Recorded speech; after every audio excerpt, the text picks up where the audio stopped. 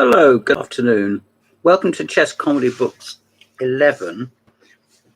In Chess Comedy Books 12, which I poked out before I should have done, I mentioned about Paul Lamford, and Paul was a leading Welsh player at the time, and it occurred to me that I should also give some credence to books written by Scottish players. The Scots don't have the greatest of chess tradition, why should they? But nevertheless, I've been through my library and got about 8 books written by Scots. So I'm going to go through those and link it up to what I said before about Paul, and also make a small apology to Craig Pritchett, whose book on Steinitz I so savagely reviewed in BCM some years back. Craig might not remember that, he might not hear this, but the fact remains that, well, I go on record as saying perhaps I was a bit heavy-handed. Now, the first book I'm going to look at, I should put all the details down below, is Cool Chess, written by Paul Motwani. Grandmaster Motwani, it says, continues to explain his easy-to-use acronym-based approach to chess thinking and shows how creative, original opening lines can bring astonish over-the-board successes. Now, Paul Motwani is, and to his fingertips, a teacher. And I can't help thinking that these books are far more about instruction than your average Joe might need, or your average book might display or offer. Paul is a former world under-17 champion, and he became Scotland's first Grandmaster. This is one of several books which he wrote. I'm going to look through the index just quickly. There's quite a few games here. I don't know how many, maybe about 100. Maybe about 100. The text, though pretty dense, have a look, is laid out better than your average chess book, I think. And it has plenty of chat and asides, and he mentions a number of his colleagues who have, like, say, Nancy Elder or Mr. Barthy or Roddy Mackay. There's probably not a single Scotsman who's ever pushed pawn that isn't mentioned here. Here's another one. This is a Batsford. Interesting cover, isn't it? I like that.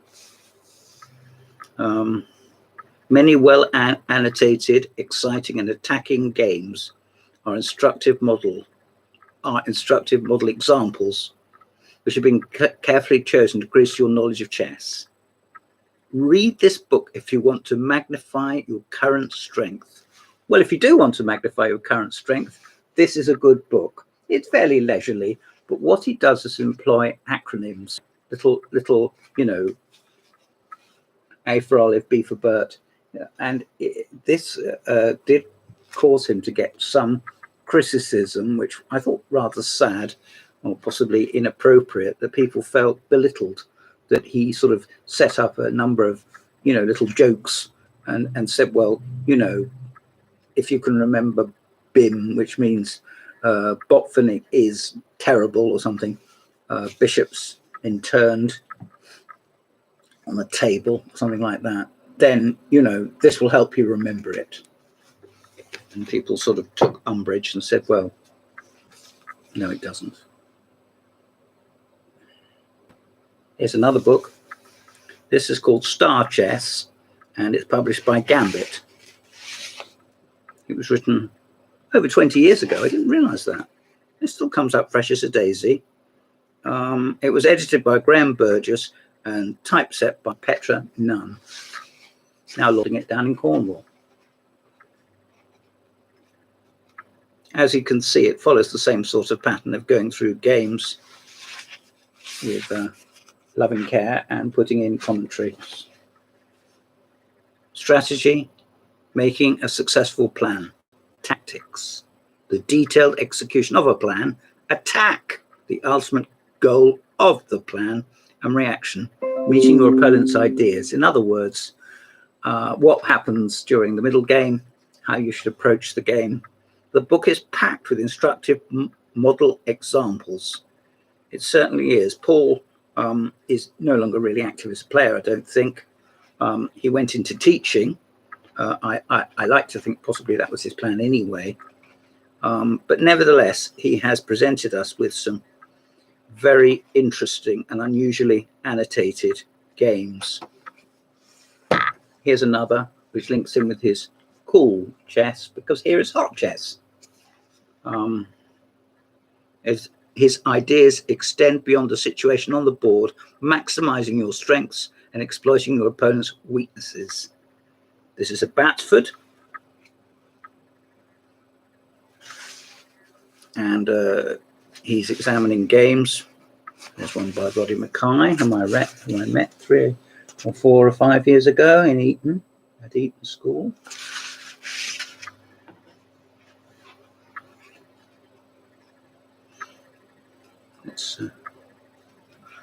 Oh, it doesn't have an index. That's quite surprising, isn't it?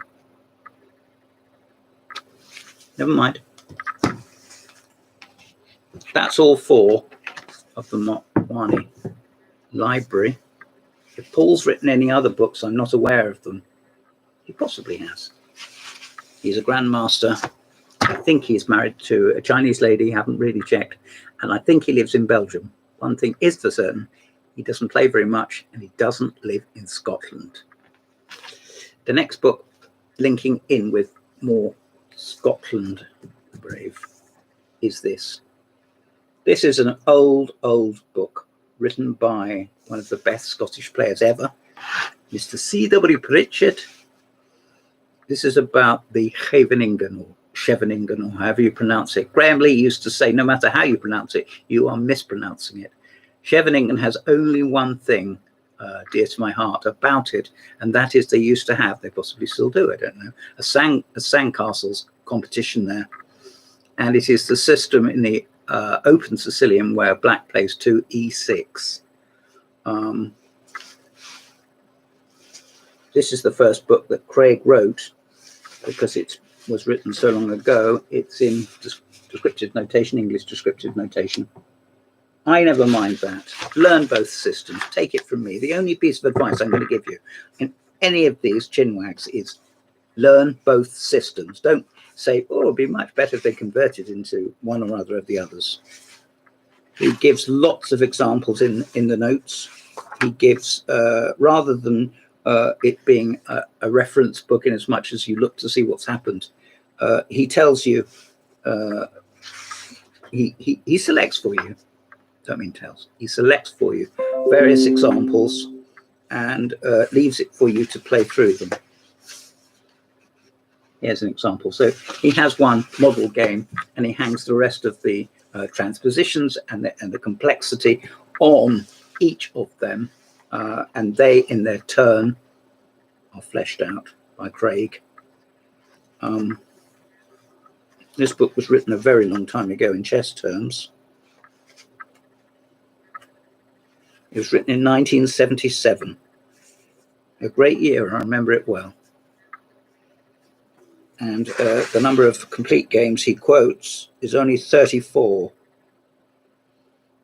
And they're linked by themes, early deviations from the standard text. And most of the games are played, possibly all of them, I don't know, in international events by Grandmasters.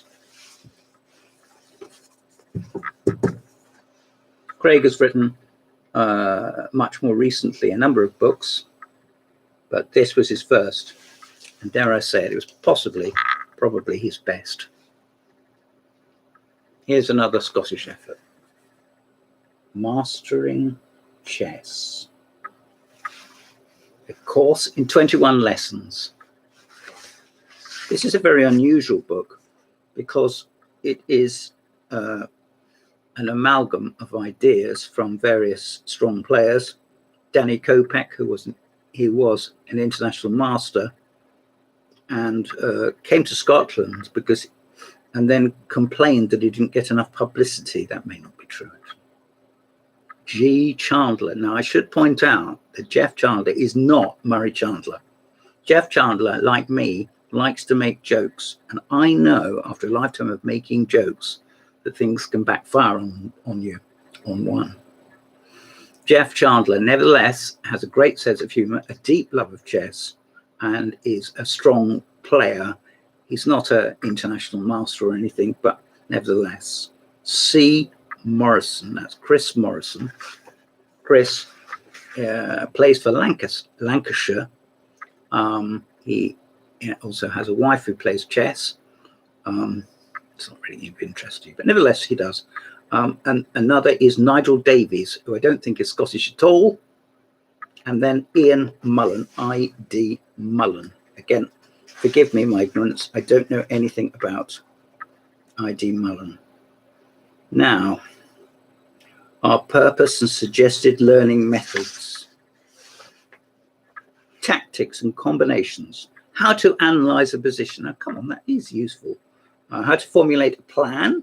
In other words, what you should be thinking about before you actually do anything about it. Opening Principles and Ideas by Nigel Davies, and Endings by Ian D. Mullen. And they give you 21 exercises, I think that would. And then Practical Tournament Tips and Advice, again by Ian Mullen. And there's also a glossary of terms. It is fairly heavy meat. If you look at that page, I mean, there's diagrams up here, I know, but that is a lot of text, which is more like that. But you might like to just select an area you think possibly that you yourself need to improve on. Here we have the square, explanation of the square, a term you'll hear used fairly often, and to count squares to see if your king can cut off or not the opposing pawn before it queens, promotes. Shouldn't say queens, should you? You say promotes, because you might not want a queen, not be able to have a queen. It's a game by Steve Dorber. I mention that because he is known to my friend Susan. And a game by Danny Kopeck, who passed away about 3 years ago. Can't be very old. Whom you may know, gave his name to a system against the Sicilian, where you play an early bishop d3 and then flick it back to c2, having played c3. A bit like treating it like a Lopez. And talking of Ian Mullen, here's a book by Ian Mullen and his friend Joe, or rather Mo Moss, not Joe. Do you think that's a good cover? It's not very chessy, is it? This book was one of the later efforts by Pergamon.